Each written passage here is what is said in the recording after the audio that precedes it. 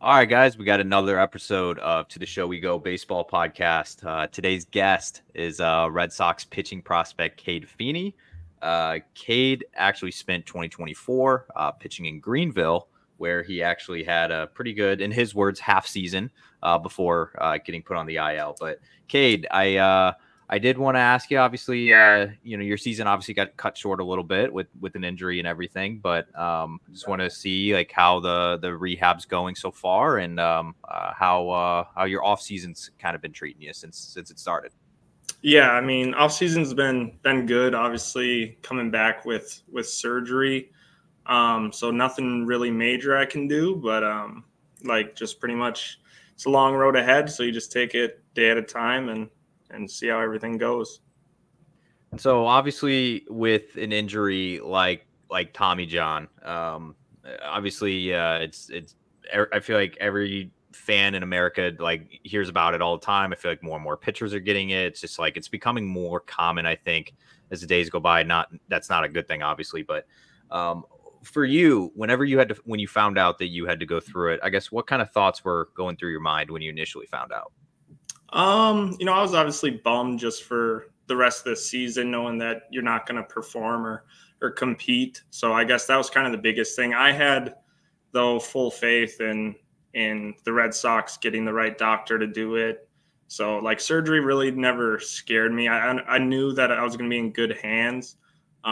It just sucks that you have to miss all this time of not playing. So, but yeah, I knew I was in good hands with the Red Sox doing everything. So was it full like TJ, or was it the eternal brace, kind of like what Giolito had? So they actually did both. They reconstructed it, and then they put a brace over the top of it. So it's kind of the new like hybrid, I guess, that they've been doing for the last couple of years. So I guess to piggyback on that, I feel like nowadays, like you kind of don't know, I guess, what the recovery time is with the newer surgeries and everything. What did they give you as like a window of like, okay, like we think that you'll be 100% good to go by such date? They said 12 to 15 months. So I guess October next year would be 12 months, but obviously there's no season then. So I guess it works out perfect where I'll get a full year and then get a month off before, I guess, like your off-season workout. So it kind of will help my arm kind of just catch up and then rest when everything's ready to go and then start fresh that next season. I did want to ask you, I only have one more question in regards to the TJ, because I know it's a kind of a depressing topic, honestly.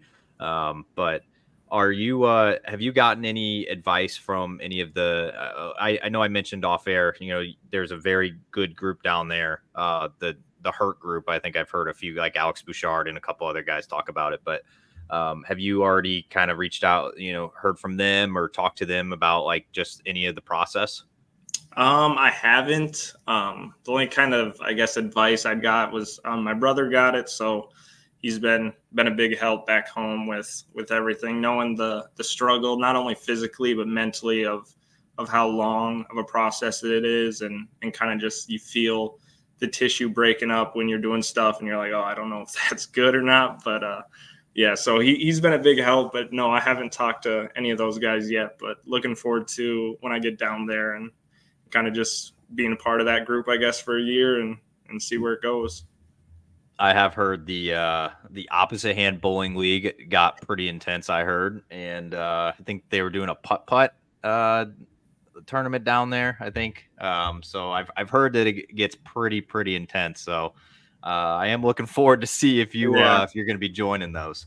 Yeah, we'll I don't know how good of a bowler I am. I'm not even a good bowler right-handed, so lefty's going to be pretty tough.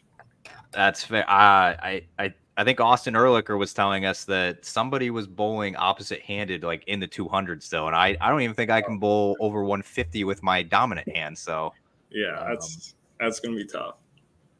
All right, well, I want to move on to something a little better. Obviously, what you did in Greenville this year, I had to kind of. I actually said this to Chris too. I'm like, did you take a peek at just even at his like box score stats and like see what he did in Greenville? Because Yeah, you obviously it was a smaller sample size, but you still threw 32 innings there.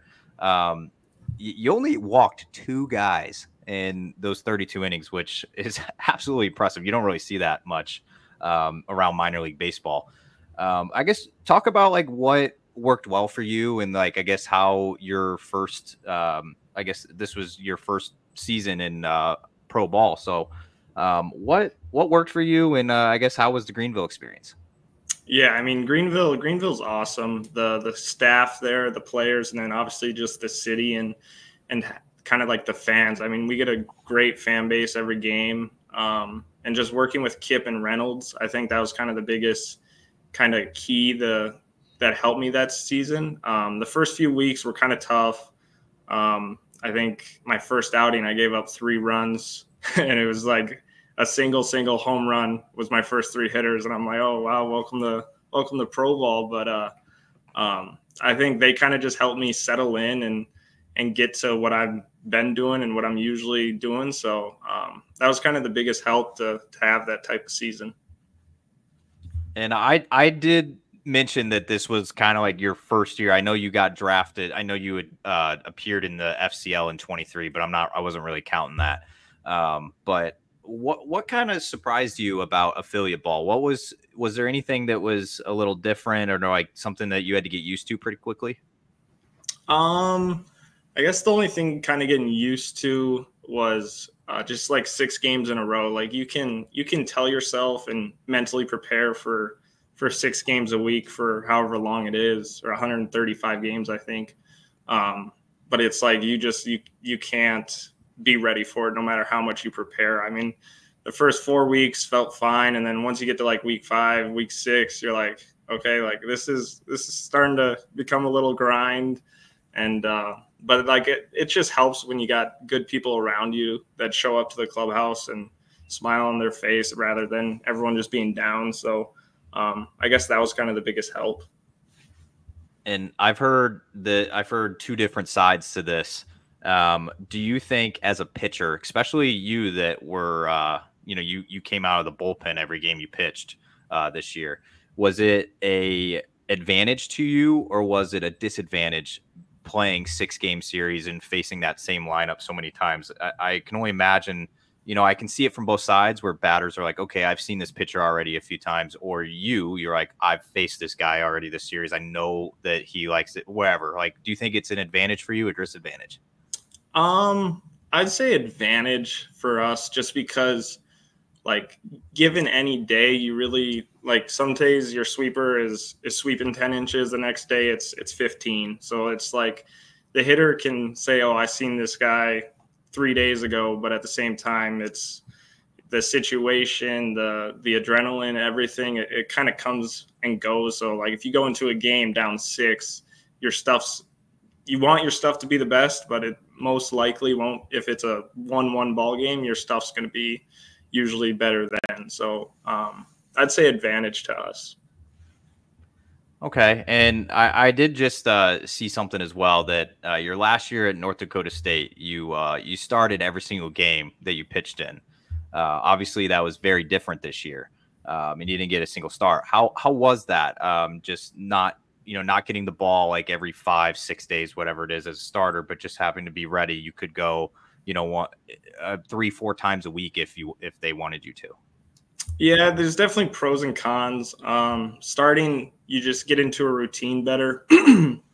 But relieving, like, it's kind of fun. Like it's more of adrenaline rush. It's more of a, if you go into a tight ball game, it's you kind of like the spotlight. So I guess it's kind of fun being the reliever, but at the same time, it's tough to get in a routine and that kind of, but yeah, relieving's fun, the way you can just come in and either close the door or kind of just blow, I guess, try to like heat. Like biggest thing for me was like velo wise. As a starter, my velo was down. So it was fun to see my velo go up as a reliever. And I saw you had 3 saves as well. I know you just mentioned a little bit of the adrenaline. is it like extra adrenaline on top of that, being like, I am the guy that's coming in the ninth inning to like slam the door and like pick up the save for the team? Absolutely. There was, I remember one outing for sure. I came in with 2 outs in the ninth with 2 guys on just to get 1 out. And obviously, like, it kind of stinks. That's your outing for, I guess, 2 days. But at the same time, like, I want to be in that situation in the ninth inning. So it was, I wouldn't change my role whatsoever this year. So I wanted to jump and ask about, you were just talking about like the velo change. Sox prospects. Well, first, are you familiar with the Sox prospects website? Yep. So on their scouting report, they had you at an 88 to 93 mile an hour fastball. What was like your process to get your velo up for the fastball? And what was because it's hard to get a lot of the minor league numbers for you guys in the lower levels. What was your fastball topping out at as you kind of saw the season progress? This year it topped out at 95. Average fastball in the year I think was like 93.2, which was up. I think my college average fastball was like 90.8, topping out at 94 a couple of times. So velo was up, and kind of my biggest thing was mobility, like hip mobility. I came in pretty tight. Like all the trainers know, like when they stretch me, it's not good. So I got to get moving better. And that was kind of the emphasis that kind of helped with the velo jump. What kind of things, I guess, there's been a lot of talk, obviously, over the last year, couple years, with the driveline guys now in the Red Sox system. There's quite a few that have those backgrounds. What did you notice, and was there anything new that they introduced to you that you're just like, okay, like that, like analytical wise, or anything that you're just like, I got to get used to this, or what comes to mind, I guess? Probably mound plyos. I've always done plyos, just flat ground before throwing. They introduced to us, like, you do your throwing long toss, and then at the end you hop on a mound and do plyos off of the mound. And it was like a new constraint for your arm and body to go through. So I see the benefits of it, and there were a lot of benefits it showed with a lot of guys. So that was kind of the thing that I had to get used to, is managing that with your throwing. So like if you pitch on Tuesday, Monday you don't want to do, or Tuesday during that game before, you don't want to do a lot of mountain plyos. So. And I guess to group with that, was there any like analytically driven like stuff that they had you look at and you're just like, this is all brand new to me? Yeah, they had a player page for us to look at, and it would show like what percentages of usage they would want with 2 strikes. So like, say my goal for sweeper would be 60% usage with 2 strikes. And then like I would have my outing, and then they would either tell me if I met it or not, and what I needed to do next time. So it's just a deeper level on all analytics, whether it's like the usage or pitch location, everything. Yeah, we just had we sat down with Max Carlson yesterday, and he was pretty much, he went to North Carolina, so like a school in the ACC that their baseball program is pretty good. And he actually admitted, though, he's just like, half of the stuff that they introduced to me analytically wise, or just all this data, he's like, I had to learn what that was literally this past year. So I do think it's interesting, because I know, you being at North Dakota State, I'm sure that they might not have like as many of the things that the Red Sox have access to. So I didn't know if it was one of those things where it's like, okay, every single thing that they've showed me this year is like pretty new to me. So it always is interesting to hear, if it is brand new and whatever they're doing. So I was definitely curious about that. Yeah, lots of learning. That was spring training was kind of tough, just learning everything that quick. But once you kind of broke into the affiliates, it was easier because there's just less people, and you kind of get the one-on-one attention and of learning everything. So that was nice. How was you brought up spring training. How that was your first pro spring training. How was that? Like, how was it being around, like getting this? I know that you guys have like, different locker rooms and stuff than the MLB guys, but how was it to at least like, pass by them, see them around? Like, was that kind of cool for you?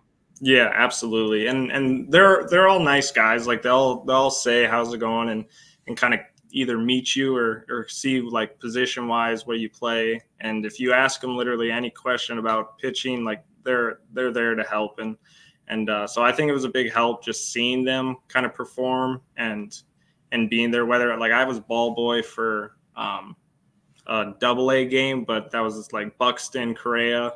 We were facing them. So we had, I forgot who our pitcher was, but like he was a big leaguer in there for the start. So it was sweet to see that and just pretty much learn and watch. So were there any names, specific names that you're just like, I want to watch this guy pitch, or I want to try to pick his brain even if you didn't have the chance, but you're just like, I want to like see what that guy's doing? I guess I've never kind of thought of that. It was like, I guess pretty much everyone, like it was everyone down there. I love learning. So like, I just wanted to be around, I guess, anyone and everyone. So. All right. Chris, I'm hogging it right now. So no, you're good. You're good.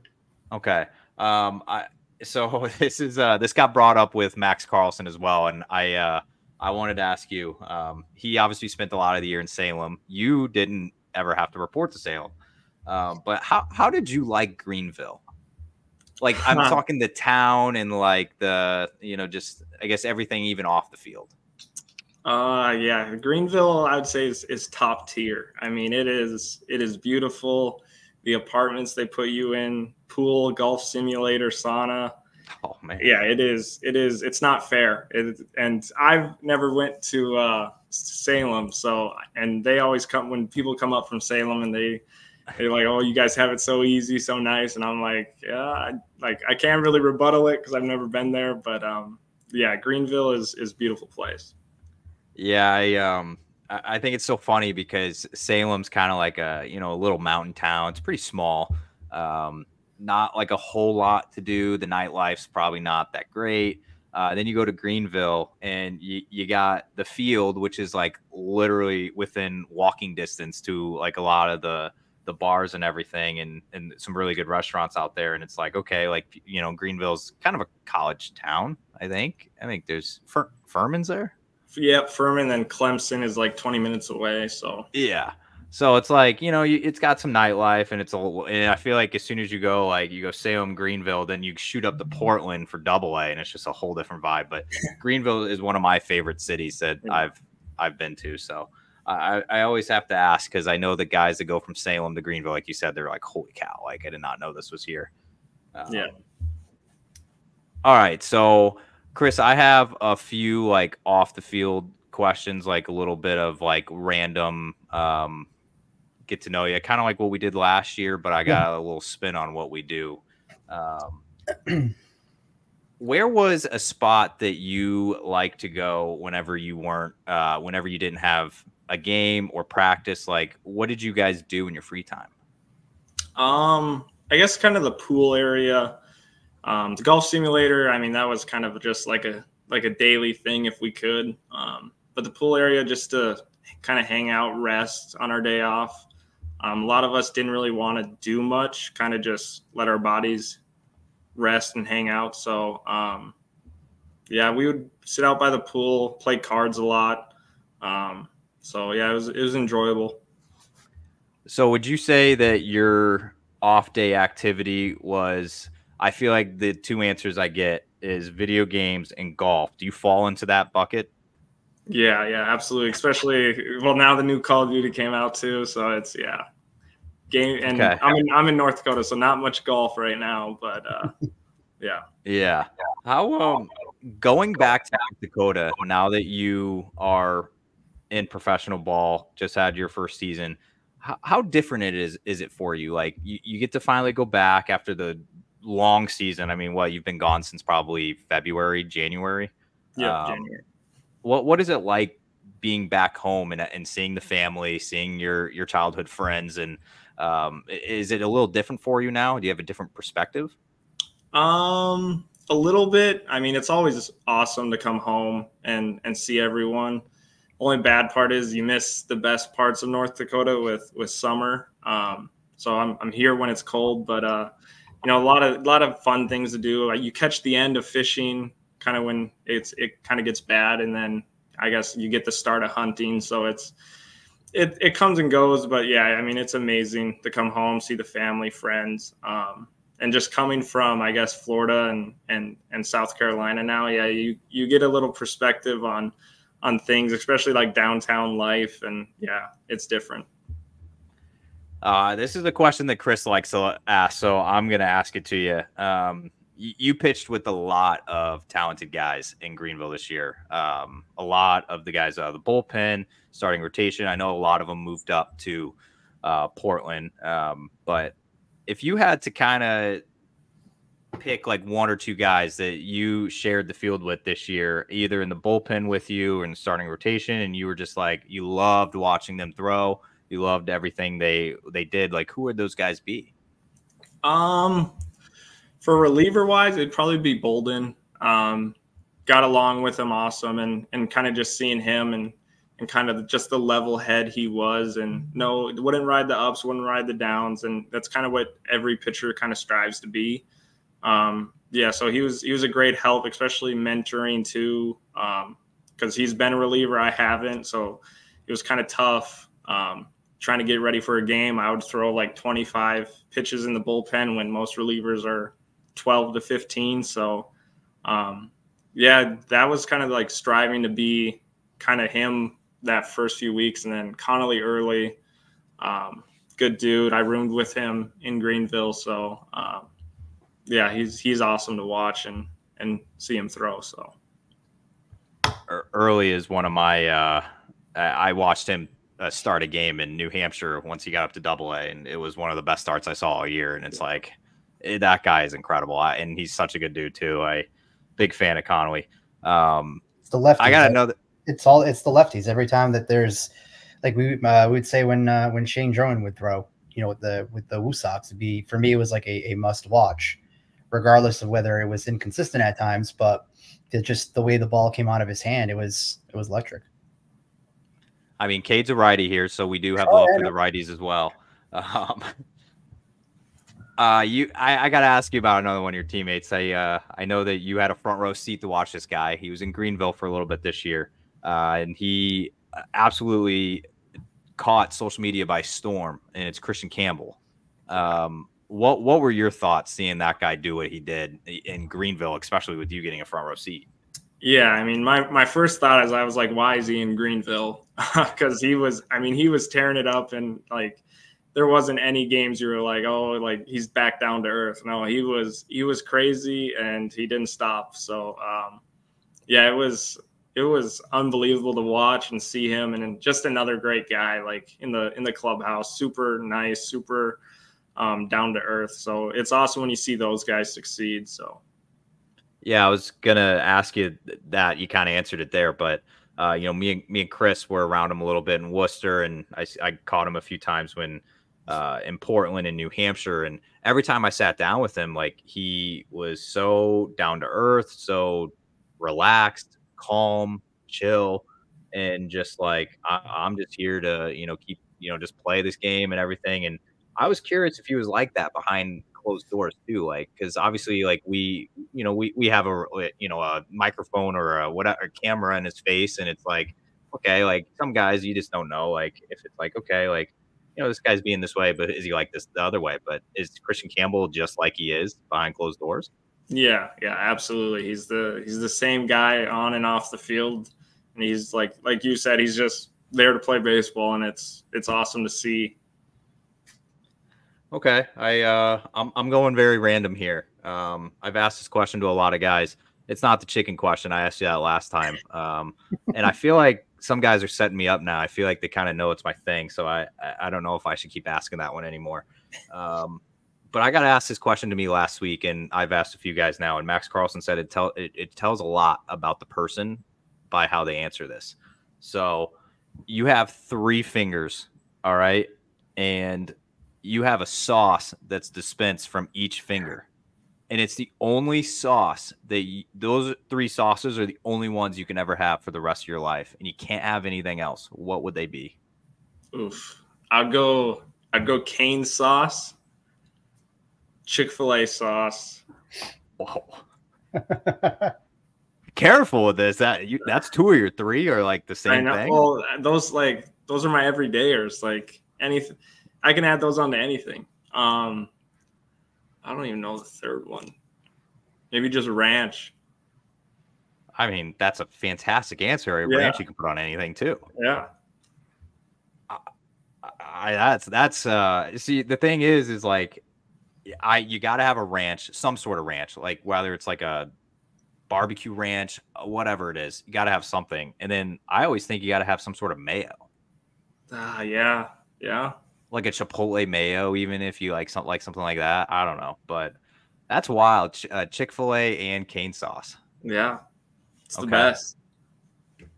I don't remember how you answered that question last year, but has your mind changed living in Greenville on any fried chicken fast food places? I don't think so. There was a place where everyone went to. Forgot what it's called. I went there a couple times. It's not Cane's. I think Cane's is still top tier. What was it? As Zaxby's? It was a Zaxby's, yeah. Like it's like see, Chris, they're doing this on purpose. Everyone went there. I can't. It's just not me. We could put together a roll of all this and send it to Zaxby's. Be like, hey, look, you do know I'm a Zaxby's guy, right? Oh, you are. I didn't, dude. I feel like I'm getting like played at this point because I don't remember who else did it, but somebody was like, "Oh yeah, we went to this place," and I don't know, it wasn't that good. I don't remember the name of it, and I'm just like, it was probably Zaxby's. And he's like, "Oh, that was it." And it's like, yeah, I feel like you guys are playing me now. All right, whatever. I mean, apparently bottom tier. Well, Cade, when you're at the complex, there is a Zaxby's less than 5 minutes from the complex, so might need to start getting used to that. All right, I have a couple more. Chris, what do you got emptying the tank here? Yeah, have you now that the season's been over, have you been following along the MLB playoffs and now with the World Series? Yeah. I mean, these games have been great. What was your thoughts on last night with the Mookie and the fan kind of interaction? I'm just kind of curious as to, I mean, I think I pretty much know what players would say about it, but what's kind of like your take on that? I mean, my take is obviously, like, as a fan, a ball's coming and you're so locked in on the ball that I feel like anyone in that situation is going to want to go for the ball. But as soon as the glove is there and like he caught the ball, like I would just move my hands. There's 0 point on trying to rip the ball out of his glove. I mean, it's not a good look on those guys. And Mookie you could see he was frustrated and very well, like as he should be. So yeah, not a good look. Yeah, I kind of felt that the Yankees should have, like, immediately after that game kind of, condemn that. So that way, because what I feel ends up happening is, well, it looks like they're not going to be able to go to the game. They're going to get their season ticket revoked, but you're going to set up a precedent. You know what I mean? Like, other fans have now seen that on the biggest stage, and, what's to stop somebody from doing something else? And, I think the Yankees should have immediately dropped the hammer and not wait till Major League Baseball steps in and says, hey, you need to take care of this. So I think it was kind of like a bad look, but I'm with you. Like, your normal reaction. Yeah. You swat the ball, whatever. But when you're kind of ripping a baseball, the ball out of the baseball player's glove, and by the way, the other guy has him by the wrist. Yeah. A little bit much, Yeah, definitely. A little bit much. No, I just really want to ask the World Series one there, Andrew. You're not gonna ask him about his NFL team that's doing. How are they doing right now? No, because every time that I bring up NFL, we have commentators who will comment and they're like, "Oh, I don't listen to your podcast for football." But I assume you're the Detroit Lions? No, Vikings. Ooh, Vikings. I was kind of going with geography, man. No, because we asked him on the last one, and it was like, okay, growing up in North Dakota, it's like, where like what channels do you get? And it's Minnesota. Oh yeah. I remember that. Yeah, I remember that. Yeah, it's like Twins, Vikings, T Who Wolves, was all the that. Who was the Lions? Oh, it was Nogasek. Yeah, Right. Nogasek was the Lions. That's right. yeah. That's right. So yeah, it's all right. I'm rooting for the Vikings this year, to be honest. So Yeah. I'm anybody but the Chiefs is my stance. So I think the Lions are the ones in the NFC that could probably take down Kansas City. Yeah. Fair. Yeah. But I mean, the Vikings have gotten really good play out of Sam Darnold, which wasn't expected after losing, the quarterbacks. But I mean, when you have Justin Jefferson, yeah, JJ helps, and then obviously Kevin O'Connell, his play calling. If you're in the right system with any quarterback, he can play well. So. Oh yeah. And unlike the Patriots, they had a need on the offensive line, and they went and made a trade and addressed that, and didn't have to go up, a ton to do so. So that's not a shot at Elliott Wolf or anything. But. All right, so I got two left, and we'll let you slide here. It's getting back a little bit more into the baseball side of things, but obviously I talked earlier about the half a season you had, and it was pretty good outcome. Obviously with the injury at the end of the year. If you look back on your 2024 season, what would you say was your biggest takeaway? Now that you're past it, and how would you look at it? I'd say my biggest takeaway would be kind of just the consistency you need. You have to show up every day with the same attitude, same work ethic, with whether it's mobility, like we do. Mobility is on your own. So like, you can't just come in and do it twice a week. Like you got to stay consistent, and it helps having good teammates that kind of hold you accountable. So like, you're like, hey, we got nothing to do. Let's go start mobility and all that stuff. So the biggest takeaway is kind of consistency throughout every day. The overall kind of season, a lot of learning. Like I said, the first 2 weeks, it was like a learning curve, kind of figured out kind of how it goes at my routine as a reliever.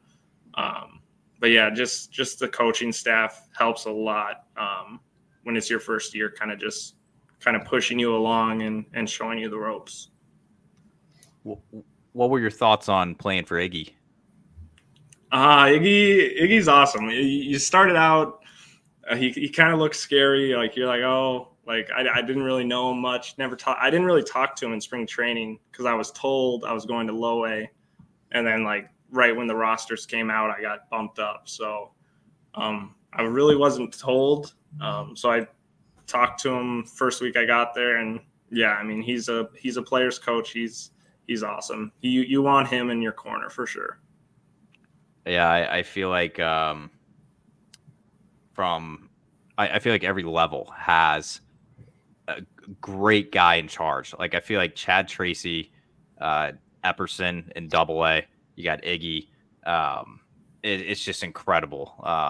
The amount of guys that they have, and even Liam in Salem. You got to show some love for him too. I feel like I just hear rave reviews about every single level, like all the coaching staff. It's incredible. I feel like that's not a thing across the entire minor leagues. I feel like it can't be said for every other org. So, all right. So my final question to you here. Obviously, you're about to you have begun a long rehab with Tommy John.